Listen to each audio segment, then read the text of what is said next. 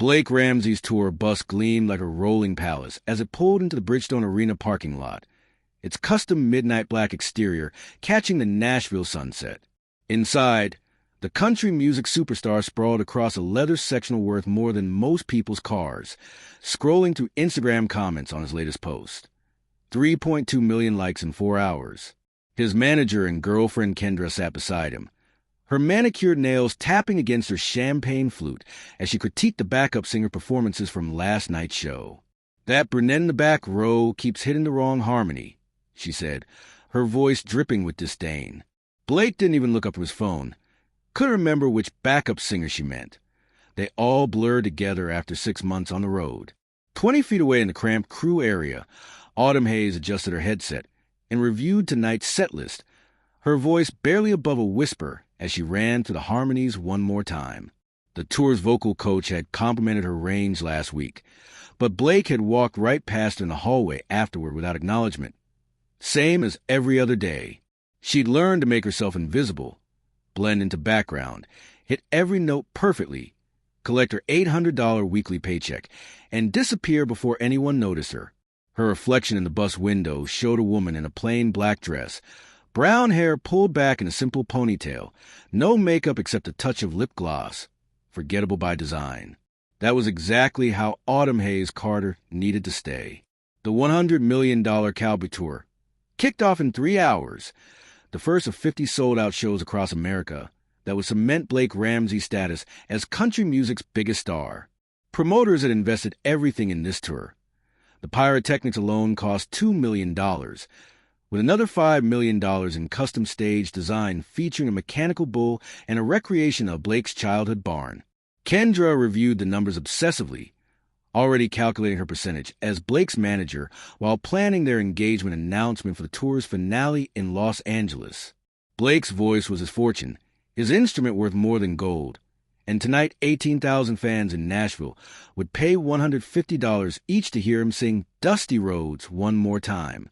Nobody in that gleaming tour bus could imagine that in 72 hours, everything would fall apart, and the backup singer nobody knew would become the only thing standing between Blake Ramsey and financial ruin. Hello, my friends.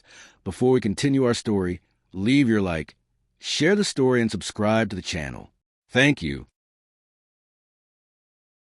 Blake stepped onto the Bridgestone Arena stage to a roar that shook the rafters, his custom Stetson catching the spotlight as he grabbed the microphone.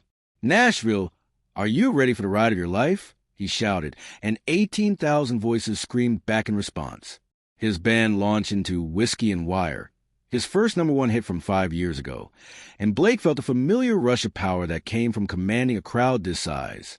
Behind him, 6 backup singers swayed in perfect synchronization, their voices blending into the harmony.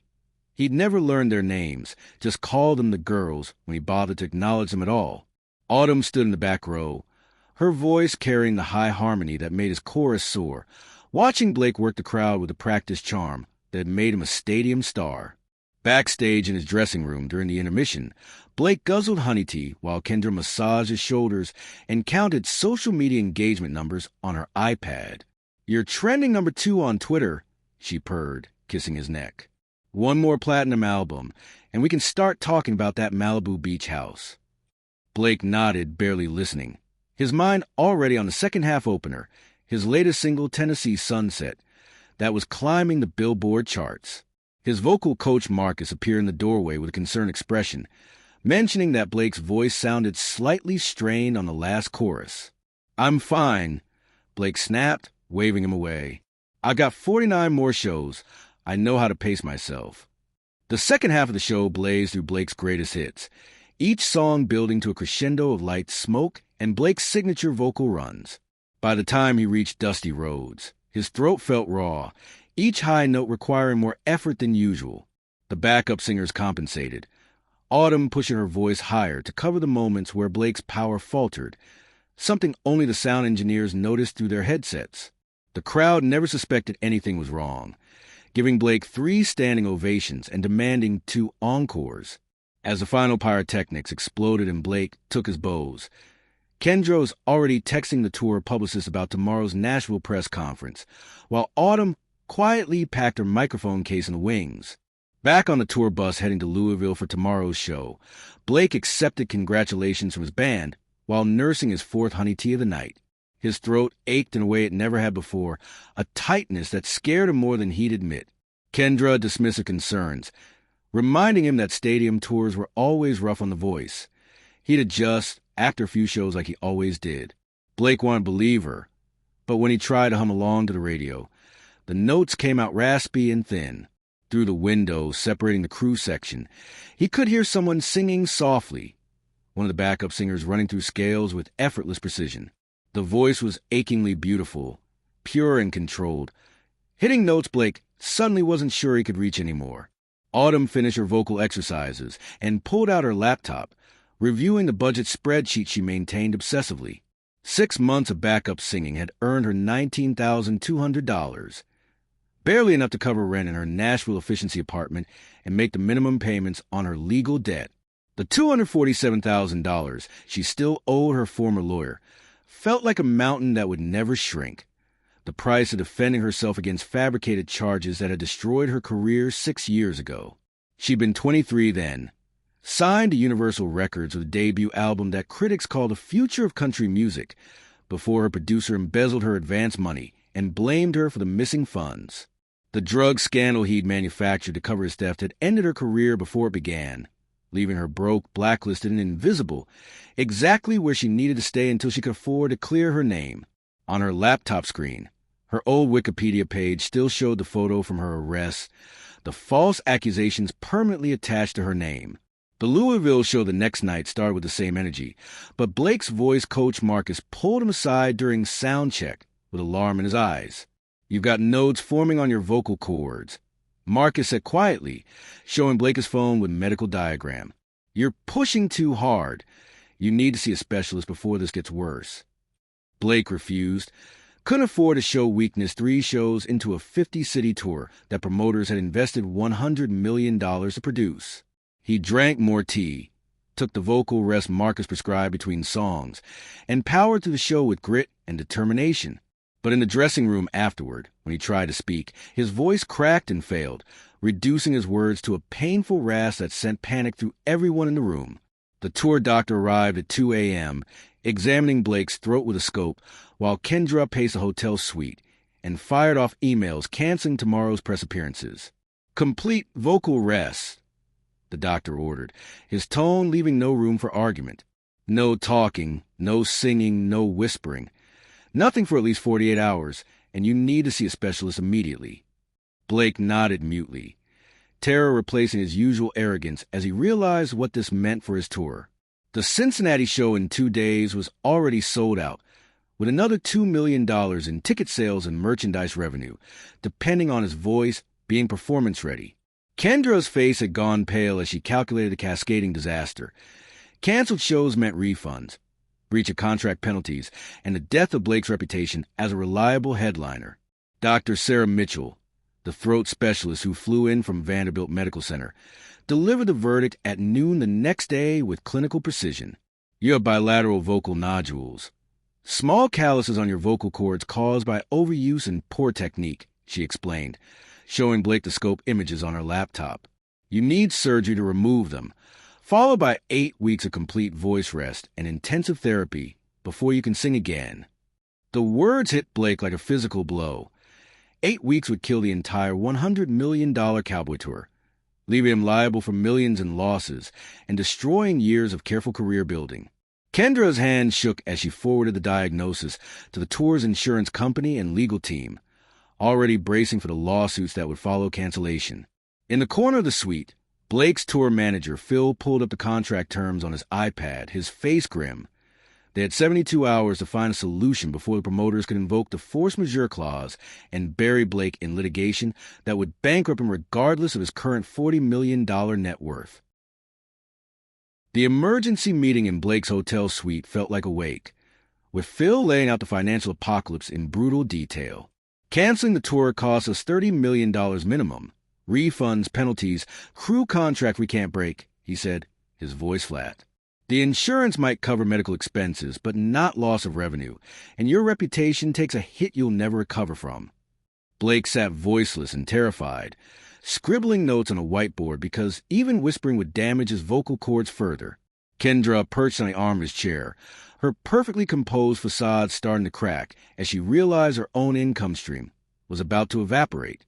The tour's legal counsel suggested finding a replacement vocalist who could sound enough like Blake to fulfill the contractual obligations, perhaps one of the Nashville session singers who'd covered for touring artists before. Marcus, the vocal coach, shook his head at every suggestion, explaining that Blake's voice was too distinctive to fake convincingly. Fans will know immediately if we bring in some random session guy, he argued. They'll demand refunds, and the tour dies anyway, just slower and more expensively. Phil suggested pre-recorded vocals and lip-syncing, but Kendra shut that down instantly, knowing the scandal would be worse than cancellation if they got caught. They cycled through possibilities for hours, rescheduling the entire tour for next year. Impossible with venue contracts. Finding a co-headliner to split billing. No major artist was available on 3 days' notice. Or pivoting to an acoustic, unplugged format that required less vocal strain. Breach of contract for not delivering the promised stadium show. Every option led to the same conclusion. Financial ruin and career death, unless they found a miracle. What about one of the backup singers? Phil suggested desperately, scrolling through the tour roster on his laptop. They know all the songs. They're already on payroll, and they could cover while we figure out a permanent solution. The room went silent as everyone considered this. Then Kendra laughed, a sharp, dismissive sound that cut through the tension. Our backup singers, she scoffed. They're competent enough for harmonies, Phil, but none of them can carry a stadium show solo. They're backup for a reason. Blake scribbled furiously on his whiteboard. Which one? Marcus pulled up the vocal performance notes from the last 3 shows, studying the harmonies and ad-libs captured on the sound engineer's recordings. The brunette in the back row, Autumn something. Marcus said slowly, rewinding a clip from the Nashville show where her voice soared above the others. She's got serious range and power, and she's been compensating for Blake's strain without anyone noticing. Kendra rolled her eyes, pulling up her phone to find Autumn's employee file. Autumn Hayes. She's been with us 6 months, never says a word, always looks like she shops at Target. She said mockingly, "You want to put that mousy nobody in front of 20,000 people and pretend she can fill Blake Ramsey's boots?" Phil rewound the audio again, and even through the poor quality of the iPhone recording, Autumn's voice cut through clear and crystalline, hitting notes that Blake had struggled with even before his nodules. "It's not about filling his boots," Phil said quietly. "It's about not losing $30 million in the next 72 hours. Blake wrote on his whiteboard, "Let me hear her sing solo." Marcus called down the crew bus, asking Autumn to come to Blake's suite for an emergency vocal assessment. 10 minutes later, she appeared in the doorway looking confused and terrified, her eyes wide as she took in the assembled group of tour executives and legal counsel. "Am I fired?" she asked, her voice small. "Did I do something wrong last night?" Kendra barely looked up from her phone, and Phil had to gently explain that they needed her to audition for an emergency position covering Blake's shows while he recovered from surgery. Autumn's face went pale, and for a moment everyone thought she might faint or run, but instead she straightened her shoulders and asked a question that changed everything. "What song do you want to hear?" Marcus handed her a microphone connected to the suite's sound system, pulling up the backing track for Dusty Roads on his laptop. Autumn closed her eyes, took a deep breath that centered her entire body, and opened her mouth to sing. The first note stopped every conversation in the room, pure, powerful, and achingly beautiful in a way that made Blake's chest tighten with emotions he couldn't name. She didn't try to imitate his style, instead bringing her own interpretation to the melody, her voice soaring through the chorus with effortless control that Marcus had never heard outside of recording studios. By the second verse, Kendra had stopped scrolling her phone. Phil was leaning forward with his mouth open, and Blake was gripping his whiteboard so hard his knuckles had gone white. This wasn't just competent backup singing. This was star power, raw and undeniable, hidden in plain sight for 6 months while everyone ignored her. The final note of Dusty Roads hung in the air like crystal, and the room erupted into chaos. Phil was already calling the tour's insurance adjusters. Marcus was pulling up more backing tracks to test her range. and a legal counsel was scribbling notes about contract modifications. Only Kendra sat frozen, her face a mask of barely controlled rage as she watched everyone's attention shift from Blake to this nobody backup singer in a cheap dress. Blake scribbled frantically on his whiteboard. Can she do the whole set list? Autumn nodded, her hand shaking now that the adrenaline was wearing off. I know every song, she said quietly. I've been listening to you perform them for 6 months. I could probably sing them in my sleep. Then we have a plan, Phil announced, his voice flooding with relief for the first time in 12 hours. Autumn covers tomorrow's Cincinnati show while we announce Blake's medical leave. We'll call it a special performance, featuring his talented backup vocalist. Kendra's objection came swift and sharp. You cannot be serious. She has no stage presence, no fan base, no credibility. This will be a disaster.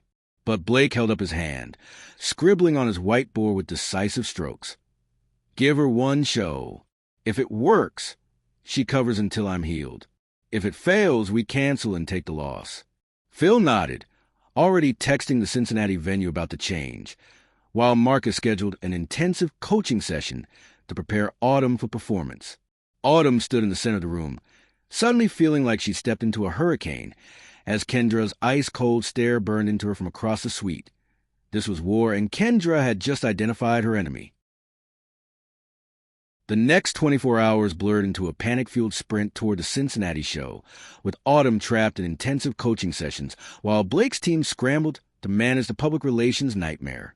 Marcus worked her through every song in the set list, adjusting keys where needed and highlighting the moments where she could showcase her own vocal style instead of imitating Blake's. The wardrobe team descended on her like a swarm, replacing her plain black backup dress with a stunning rhinestone-studded gown that caught the light like liquid silver. You need to look like a star, not a church choir member, the stylist announced, pulling Autumn's hair from his ponytail and transforming it into cascading waves that framed her face. When Autumn looked in the mirror, she barely recognized herself. For the first time in 6 years, she looked like the rising star she'd once been, before everything fell apart. Blake attended the coaching sessions via FaceTime, unable to speak but giving thumbs up or down to song arrangements, while Kendra lurked in the background with visible displeasure. The tour's publicist crafted the announcement carefully. Due to a minor vocal strain, Blake Ramsey will be taking a brief medical leave, but a $100 million cowboy tour continues with a special performance by the incredibly talented Autumn Hayes. The statement went live on social media at noon, and within minutes, angry comments flooded in from fans demanding refunds and calling the substitution a scam. Who the hell is Autumn Hayes? One fan tweeted. I paid $200 to see Blake, not some random nobody. The hashtag refund tour started trending, and Kendra made sure Blake saw every negative comment, her smile venomous as she whispered that this would destroy both of them. The Cincinnati show was scheduled for 8 p.m., giving Autumn exactly 9 hours to transform from invisible backup singer to solo headliner in front of 19,000 skeptical fans. She arrived at the U.S. Bank Arena at noon, her stomach churning with nerves as the crew ran sound check, and Marcus gave her final notes about pacing and breath control. Phil gathered the band and backup singers for a meeting, explaining that Autumn would take lead while they supported her. Some looked skeptical, others excited, but all of them understood the stakes. This show saves the tour or kills it, Phil said bluntly. So let's make it the best damn performance this arena has ever seen, and show these fans that country music has a new star they didn't know they needed. In her dressing room, Autumn stared at the set list and felt the weight of 6 years of silence pressing down on her shoulders. This was supposed to be her moment 6 years ago. The stadium tours, the adoring crowds, the validation that her talent mattered, before her producer stole it all and buried her under lies. She'd rebuilt her life in anonymity, convinced that dreaming of stardom again would only lead to more heartbreak, more destruction. But now, impossibly, she had one chance to step back into the spotlight, to prove that Autumn Hayes Carter was never a fraud or a failure. Her hands shook as she applied lipstick, and she whispered a prayer her grandmother had taught her. Lord, let my voice be heard, let my truth be known, let my enemies scatter like dust. 20 feet away, Kendra was on the phone with someone, her voice low and conspiratorial. Planning something that would ensure Autumn's one chance became her final humiliation. The arena filled slowly, fans trickling in with expressions ranging from curious to furious, many wearing Blake Ramsey t-shirts and holding signs demanding his return. Autumn watched from backstage as the crowd swelled to capacity, their hostile energy palpable even to the curtain. These people had paid premium prices to see a superstar, not an unknown backup singer. Phil gave her a pep talk that she barely heard over the pounding of her heart, and Marcus squeezed her hand with genuine confidence. "You're going to kill this," he promised. "Just sing like you did in Blake's suite. Forget the crowd, forget the pressure, and let your voice tell them who you really are." The lights dimmed, the band took their positions, and Autumn walked toward the stage entrance, each step feeling like walking toward either redemption or destruction, with no middle ground between them. The announcer's voice boomed across the arena. "Ladies and gentlemen, while Blake Ramsey recovers, we're honored to present a special performance by the extraordinary Autumn Hayes." The crowd's response was immediate and brutal, a wave of boos mixed with confused applause, shouts of "We want Blake" and "Refund" echoing through the space. Autumn stepped into the spotlight wearing the silver gown that transformed her into something ethereal, and for 3 seconds, the arena went silent as 19,000 people registered that this wasn't some amateur karaoke performance. She gripped the microphone, looked out at the sea of skeptical faces, and made a decision that would define the rest of her life. She wouldn't apologize, wouldn't beg for their approval, wouldn't try to be Blake Ramsey. She would be herself, completely and unapologetically, and let the music decide her fate. "I know I'm not who you paid to see tonight," Autumn said, her voice steady despite her terror. "But I promise you this. I'm going to sing my heart out for every single one of you, and by the end of this show, you'll know my name." Some fans laughed mockingly. Others shouted insults, but Autumn just smiled and nodded to the band. The opening notes of Whiskey and Wire filled the arena, and she took a breath that seemed to pull power from the earth itself. Her voice exploded into the first verse with such raw, undeniable talent that the boos died mid-shout, replaced by shocked silence as the crowd realized they weren't listening to a backup singer. They were witnessing a revelation, a star being born in real time, and the energy in the room shifted from hostility to electric anticipation in the span of a single chorus. By the time Autumn hit the bridge of Whiskey and Wire, the audience was on its feet, their earlier anger forgotten as they surrendered to the sheer power of her performance. She moved across the stage with unexpected confidence, her voice soaring to the rafters and touching something primal in everyone who heard it. The backup singers harmonized behind her with new energy. The band played tighter than they had in weeks, and even the sound engineers in the booth were grinning at each other in disbelief. In his hotel room 200 miles away, Blake watched the live stream on his laptop with tears streaming down his face. This woman he'd ignored for 6 months, whose name he'd never bothered to learn, was saving his tour and revealing herself as the artist he'd never be. Kendra sat beside him, her jaw clenched in fury, already texting her contacts at TMZ with a story that would destroy Autumn Hayes before her triumph could solidify into lasting success. The Cincinnati show reached its crescendo with Dusty Rhodes, and Autumn transformed the arena into a cathedral of pure emotion. Every note she sang carried the weight of her lost dreams, her years of silence, her grandmother's prayers, and her own unbreakable determination to rise again. The crowd swayed with lighters raised, singing along to a song they'd heard 100 times but now heard differently, deeper, more authentic, touched by a pain and hope that Blake's polished performances had never quite captured. When the final chorus ended, the ovation lasted 7 minutes, with fans screaming her name and demanding encores. Phil watched from the wings with tears in his eyes, knowing they'd just witnessed something rare and magical, a complete unknown becoming an instant star through nothing but raw talent and courage. Backstage after the show, Autumn collapsed into a chair, adrenaline and exhaustion leaving her shaking and unable to fully process what had just happened. The band surrounded her with congratulations. Marcus hugged her so hard he lifted her off the ground, and crew members who'd never spoken to her before lined up to shake her hand. Phil was already on the phone with the tour's insurance adjusters, explaining that the shows would continue with Autumn as a feature performer while Blake recovered. "She's not a replacement. She's an upgrade," Phil said boldly, knowing the comment would infuriate Kendra, but not caring anymore. The social media reaction was instant and overwhelming. Hashtag Autumn Haze was trending nationwide, with fans posting videos of her performance and demanding to know where she'd been hiding all these years.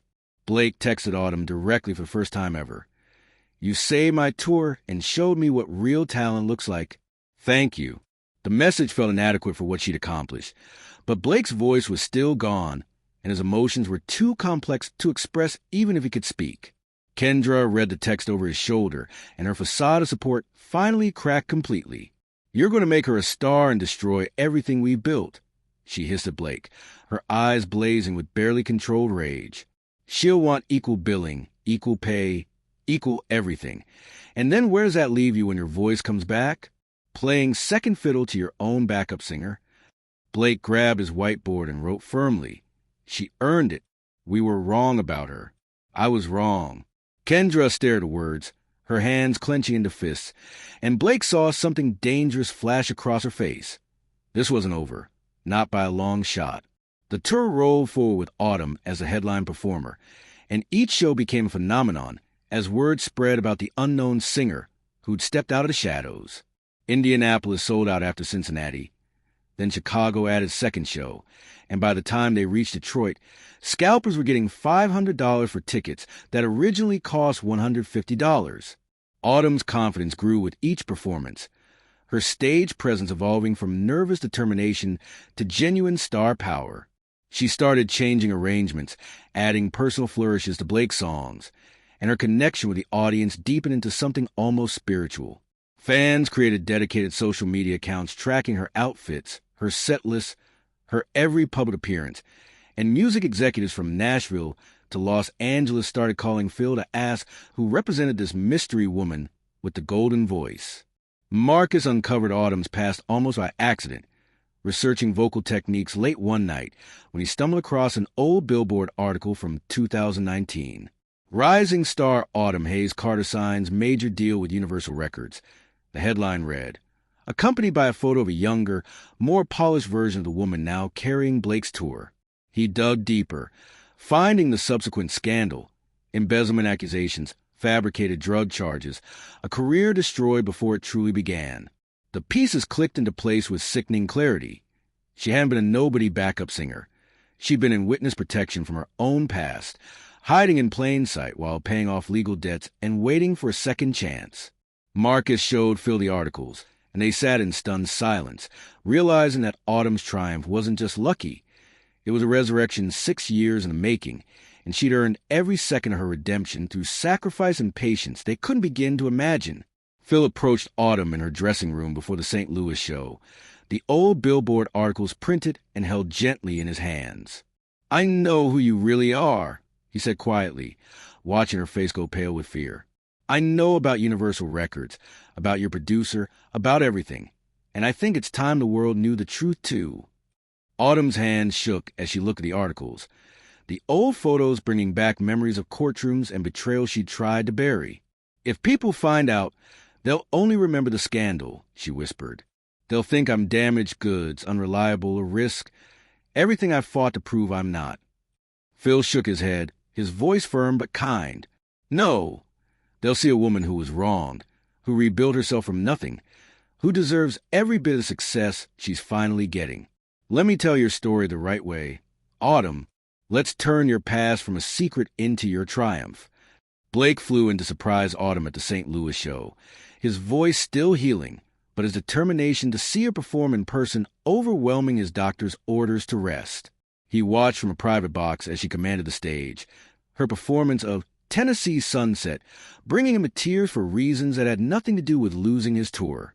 He was falling for her, not just her talent, but her grace under pressure, her humility despite her growing fame, the quiet strength that had carried her through years of injustice. When she hit the final note, and the crowd erupted, Blake knew with sudden certainty that his feelings went beyond gratitude or admiration. He was in love with Autumn Haze, had probably been falling since that first audition in his hotel suite, and the realization terrified him because he'd never felt as vulnerable or genuine with anyone in his life. Kendra arrived at the St. Louis show uninvited, her presence like ice water poured over Blake's revelation. She slid into his private box, wearing a tight smile and carrying her phone like a weapon. "Enjoying the show?" she asked sweetly, though her eyes were calculating. "Your little backup singer has certainly made quite a splash. Social media can't stop talking about her mystery pass." Blake felt alarm bells ringing. Knowing Kendra's tone meant trouble. She leaned close, her whisper venomous. "Did you know that Autumn Hayes Carter was arrested for embezzlement and drug possession 6 years ago? That she lost her record deal for stealing money and showing up to Sessions High? Such a sad story. I wonder what TMZ would pay for her mugshot and arrest records." Blake's blood ran cold as he realized what Kendra planned, and he grabbed his phone to text Phil a warning. But Kendra's smile told him he was already too late. She'd leaked the story hours ago, and by tomorrow morning, Autumn's triumph would be buried under a resurrection of 6-year-old lies that could destroy her all over again. The TMZ article dropped at 6 a.m. with the subtlety of a bomb. Blake Ramsey's replacement singer has dark past, embezzlement, drugs, and scandal. The story included Autumn's mugshot from 2019, quotes from anonymous sources describing her as unreliable and troubled, and insinuations that she manipulated her way into Blake's tour. Within an hour, the story had been picked up by Entertainment Tonight, Country Music Weekly, and a dozen celebrity gossip sites, each adding more sensational details. Autumn woke to hundreds of Twitter notifications and text messages, her phone vibrating constantly as her carefully rebuilt life collapsed around her once again. She sat on her hotel bed reading the articles with numb disbelief, watching her redemption story transform overnight into a cautionary tale about giving second chances to problematic artists. Blake saw the articles and immediately texted Phil and Marcus to assemble an emergency team, lawyers, publicists, and crisis managers who could fight back against the smear campaign. But the damage was spreading faster than they could contain it, with radio stations pulling her performance clips and venues calling to ask whether she posed a liability risk to the tour. The comments sections were brutal. "I knew something was off about her. Blake should fire her immediately. Once a druggie, always a druggie." Autumn's Wikipedia page was vandalized within minutes. Her triumphant Cincinnati performance relegated to a footnote beneath paragraphs detailing her criminal history. Phil tried calling her repeatedly, but Autumn had turned off her phone and locked herself in her hotel room. Unable to face anyone as the nightmare she'd escaped 6 years ago dragged her back down into darkness. Marcus tracked down the original court records and police reports from Autumn's 2019 case, spending hours on the phone with lawyers and investigative journalists who'd covered the initial scandal. What he found made his blood boil. The charges had been dropped within 6 months due to lack of evidence. The embezzlement money was traced back to her producer Gary Thornton, and the drug test that supposedly proved her guilt had been ruled inadmissible because the chain of custody was broken. None of this had made headlines in 2019. Autumn's exoneration was buried on page 17 of the Nashville Times, while her arrest had been front-page news. She was innocent, Marcus told Phil, his voice shaking with rage. Completely innocent, and they destroyed her anyway because the scandal sold better than the truth. Phil nodded grimly, already planning their counteroffensive. If the media wanted a story, they'd give them one. But this time, Autumn would control the narrative. Blake chartered a helicopter to reach Autumn before anyone else could, arriving at her hotel with a laptop full of evidence and a fury that matched Marcus's. He pounded on her door until she opened it, her face puffy from crying and her eyes hollow with defeat. "I'm quitting," she said immediately, her voice barely above a whisper. "I'll release a statement saying I misrepresented my background, and you can find another singer. I won't destroy your tour with my baggage." Blake grabbed her hands, his healing voice still raspy but determined. "No," he said firmly. "You're not quitting, and you didn't misrepresent anything. You were framed, and I'm going to prove it to everyone." Autumn stared at him in confusion, and Blake showed her the evidence Marcus had compiled. Police reports, exoneration documents, interviews with the investigators who cleared her name. "This time," Blake promised, "the truth comes first." Phil organized a press conference for that afternoon at the St. Louis Ritz-Carlton, inviting every major media outlet that had run the TMZ story. Blake stood at the podium flanked by lawyers and Marcus, his voice still weak, but his message crystal clear. Autumn Hayes Carter was innocent of all charges in 2019, which public records prove conclusively, he stated, displaying court documents on the screen behind him. Her producer, Gary Thornton, embezzled money from her recording advance, then fabricated drug test results to discredit her when she discovered his theft. The assembled reporters erupted with questions, but Blake continued, his voice growing stronger. Autumn lost everything. Her record deal, her reputation, her dreams. Because the truth wasn't sexy enough for headlines. Well, today the truth gets its turn, and anyone who wants to keep spreading lies can answer to my lawyers. The revelation sent shockwaves through the industry, with investigative journalists immediately pulling up the original court records and discovering that Blake was right.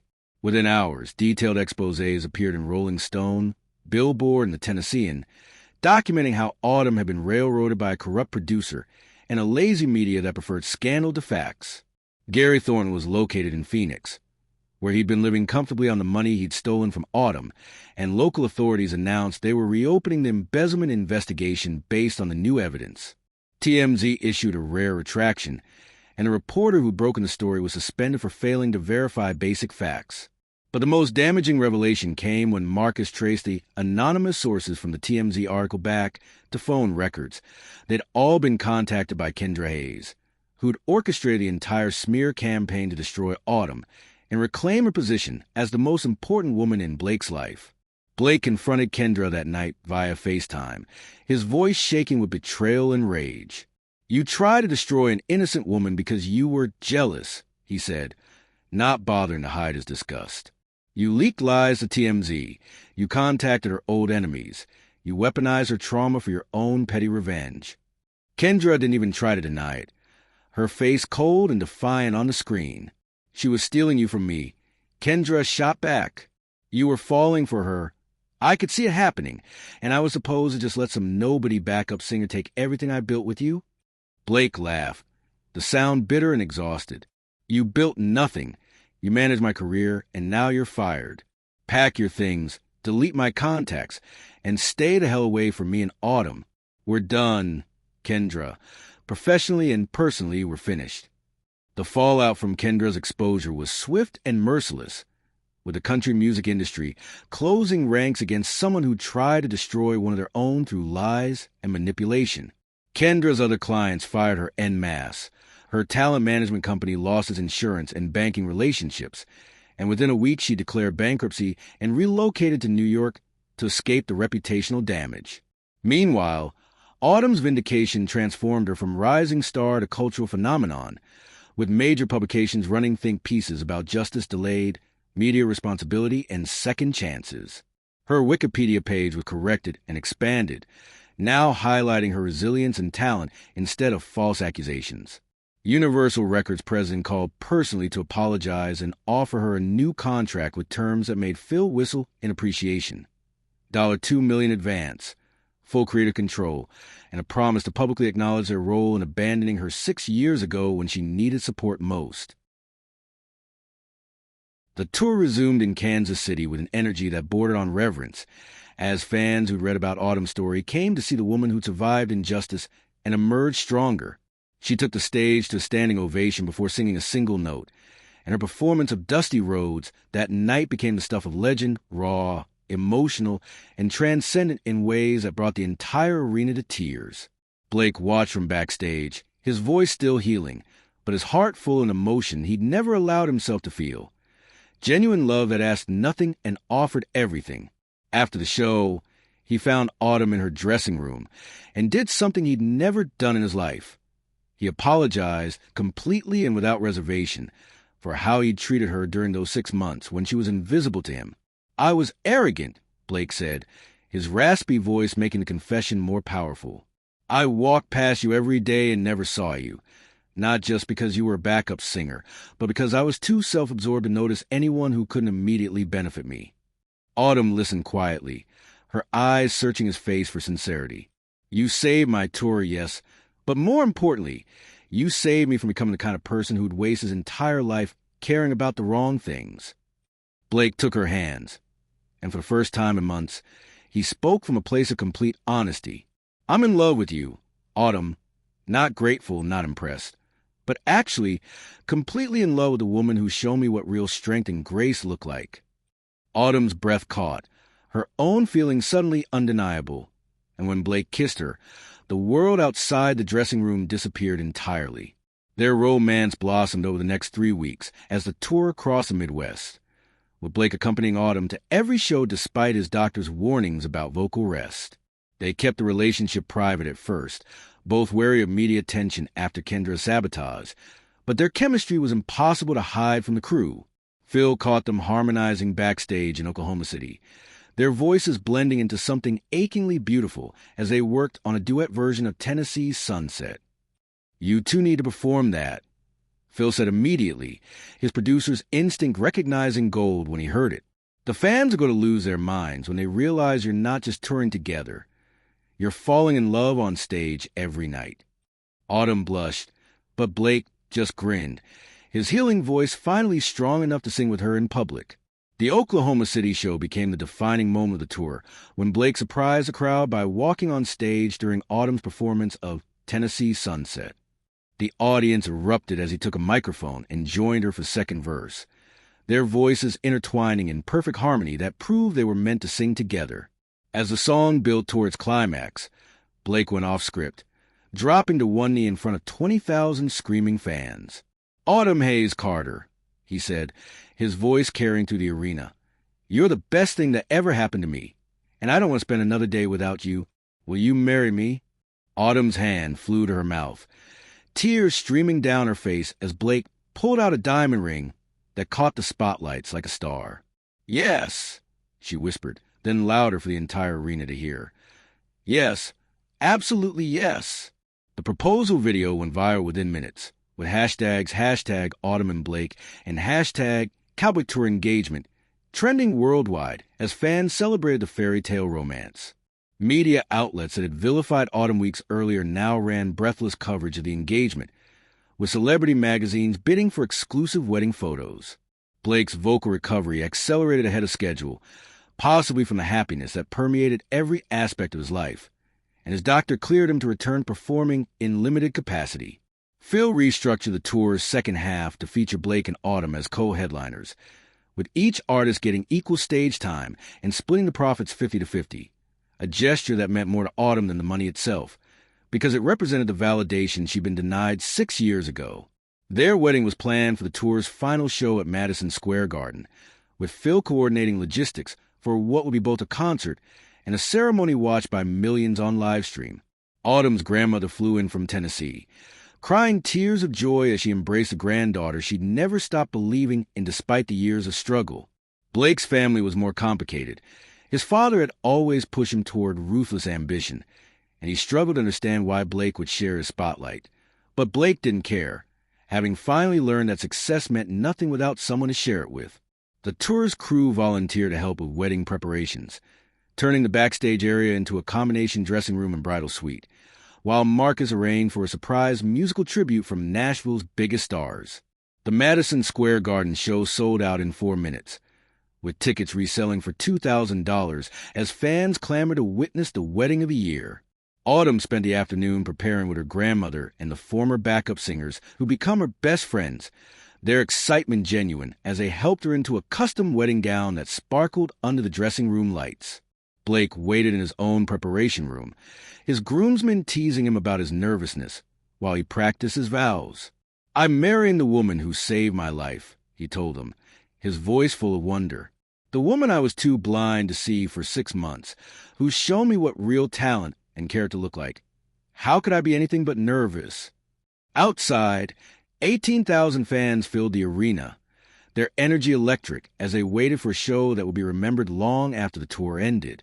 The concert began with Autumn and Blake performing separately, each showcasing their greatest hits, while building toward the ceremony that would unite them forever. Autumn's performance of Dusty Roads brought the house down, her voice richer and more confident than ever, while Blake's return to the stage for his signature songs reminded everyone why he had become a star in the first place. As the final song ended and the stage went dark, the lights came up to reveal a stunning wedding arch adorned with white roses and twinkling lights. The officiant appeared, The crowd went absolutely silent, and Autumn walked down the aisle in her sparkling gown, her grandmother crying in the front row as Blake wiped tears from his own eyes. They exchanged vows they'd written themselves, each word a promise of partnership and love that transcended their professional success, and when the officiant pronounced them husband and wife, the arena erupted into cheers that lasted 10 full minutes.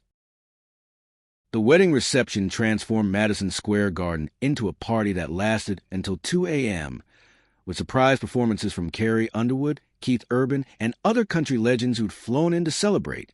Autumn and Blake's first dance was to Tennessee's Sunset, performed live by Marcus and the tour band, and there wasn't a dry eye in the arena as the newlyweds swayed together under spotlights that made them look like figures from a dream. Phil announced that Autumn's debut solo album will be produced by Blake and released in 3 months, with all 16 tracks already recorded during tour downtime. "She's not just Mrs. Blake Ramsey," Phil declared to the crowd. "She's Autumn Hays, superstar artist in her own right, and the world is about to hear what we've known for months. She's unstoppable." The crowd's roar of approval proved that Autumn had transcended her origin story to become a phenomenon entirely her own. The vindication campaign against Gary Thornton reached its conclusion during the wedding reception when federal marshals arrested him in Phoenix on embezzlement and fraud charges. Marcus had been coordinating with investigators for weeks, providing evidence that Thornton had stolen from at least 7 other artists beyond Autumn, defrauding them of over $3 million total. The news broke on Twitter during the reception, with fans celebrating the arrest as poetic justice. The man who destroyed Autumn's career was finally facing consequences. Thornton's mugshot appeared on TMZ, the same publication that had smeared Autumn, and the comments section was brutal. "Karma is real. Hope he enjoys prison. This is what you get for hurting Autumn." Blake toasted the news, raising his champagne glass to the crowd. "Justice delayed is still justice. Here's the man who thought he could bury talent and get away with it. May he never see daylight again." 3 months after Madison Square Garden wedding, Autumn's debut album, Dusty Roads, The Journey Home, dropped to universal critical acclaim and immediate commercial success. The lead single, a haunting ballad about surviving injustice titled Still Standing, debuted at #1 on both country and pop charts, a crossover achievement that proved her appeal transcended genre boundaries. Music critics praised her emotionally authentic voice and vulnerable yet powerful songwriting, with Rolling Stone calling the album a masterclass in turning pain into art. Sales exceeded all projections, going platinum within the first week and eventually reaching triple platinum status. Blake's production work earned him new respect as more than just a performer, and the album's success proved that their partnership was creative as well as romantic. The CMA Award 6 months later became a coronation, with Autumn and Blake nominated in multiple categories, including the prestigious Duo of the Year award. They performed Tennessee's Sunset during the ceremony, their voices blending in the harmony that had captivated millions, and the standing ovation lasted through 2 commercial breaks. When they won Duo of the Year, Autumn's acceptance speech brought the audience to tears. "6 years ago, I lost everything because someone stole my dream and buried me in lies. Today, I stand here with my husband, my music, and my truth, and I want every person who's been knocked down to know that your story isn't over until you decide it is." Blake stood beside her, his arm around her waist, his eyes shining with pride. "I'm the luckiest man alive," he added, "because I get to share my life with someone who taught me that success without integrity is just noise." Gary Thornton's trial began that winter, with Autumn testifying against him in a Nashville courtroom packed with supporters. Her testimony was measured and factual, detailing how he manipulated her trust and destroyed her career to cover his own crimes. The jury deliberated for less than 4 hours before returning guilty verdicts on all 17 counts of fraud and embezzlement.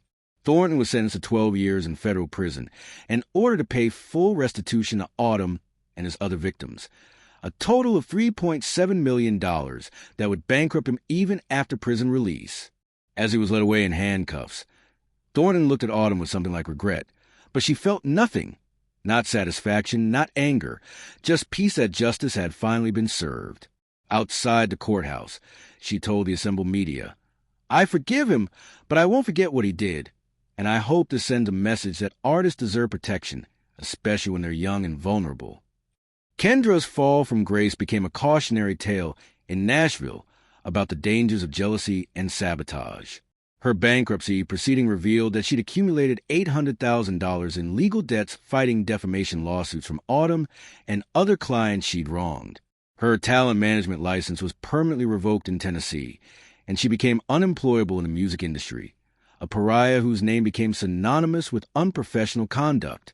Some people felt sorry for her, but most in Nashville agreed that she'd earned her exile through her own vindictive choices. Blake never spoke her name again, having completely erased her from his life, and when asked about her in interviews, he simply said, "Some people teach you what not to be, and I'm grateful for the lesson even if I'm not grateful for pain." Autumn was more generous, saying only, "I hope she finds peace. Hurt people, and I won't perpetuate that cycle." The tour's final accounting showed that the $100 million Cowboy Tour had actually grossed $127 million, exceeding all projections thanks to Autumn's performances and the viral romance that had captured the world's attention. Blake and Autumn split the profits equally, with Autumn's portion allowing her to pay off all her legal debts with $18 million remaining for investments in charity. She established the Second Chance Foundation, providing legal defense funds and career support for artists who've been wrongly accused or exploited by industry predators.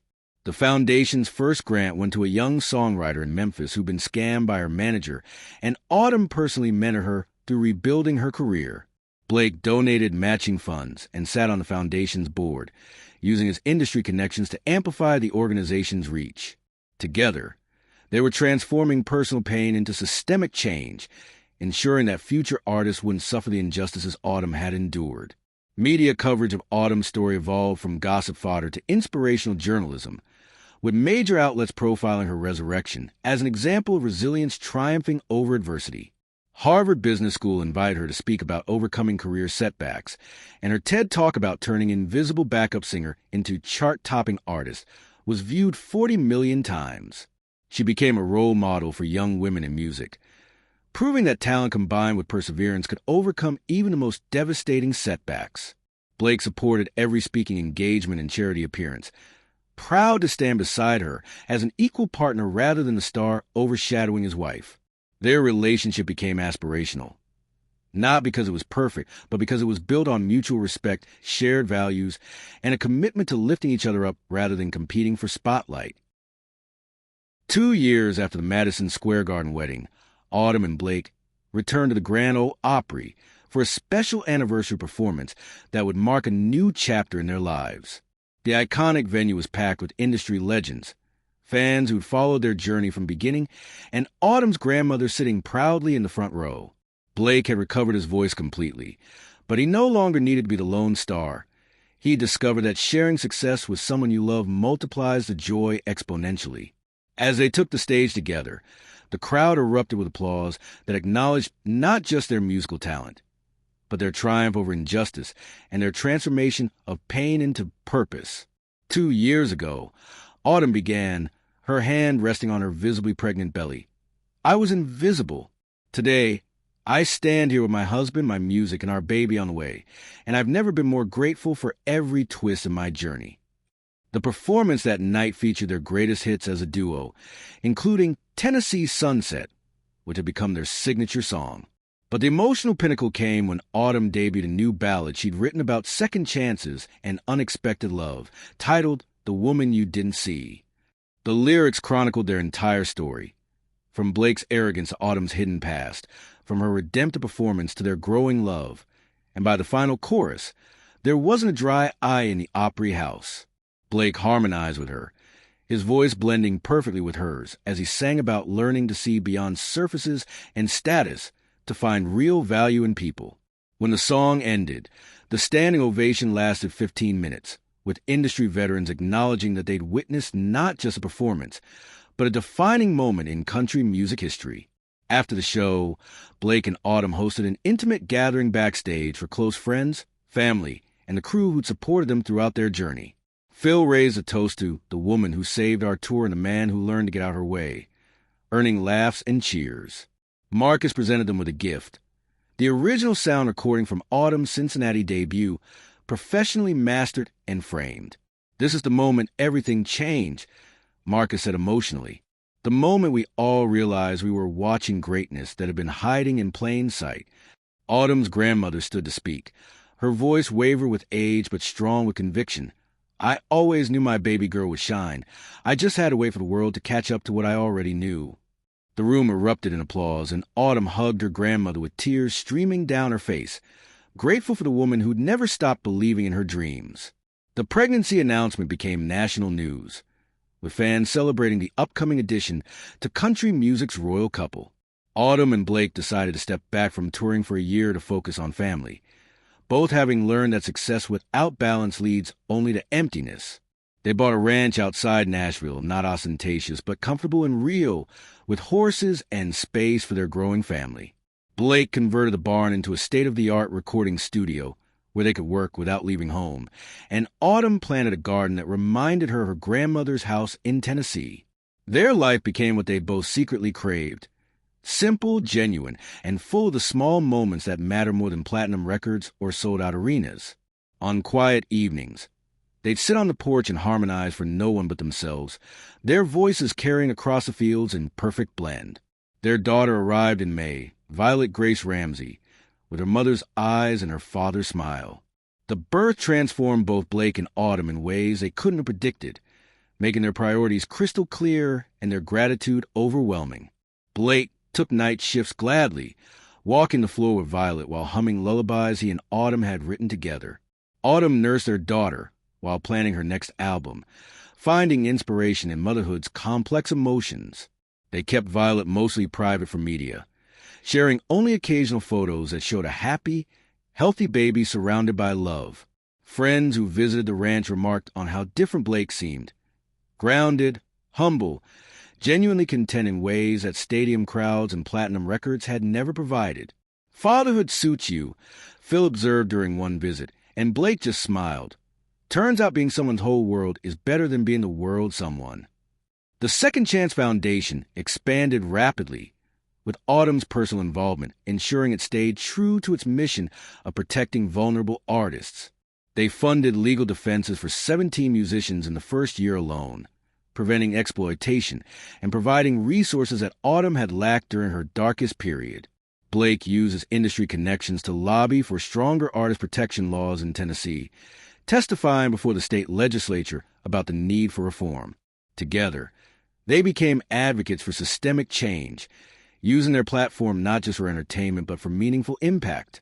The foundation's annual gala raised $12 million for legal aid and mental health services, with performances from grateful artists whose careers have been saved by the organization. Autumn's speech at the gala reminded everyone why she started this work.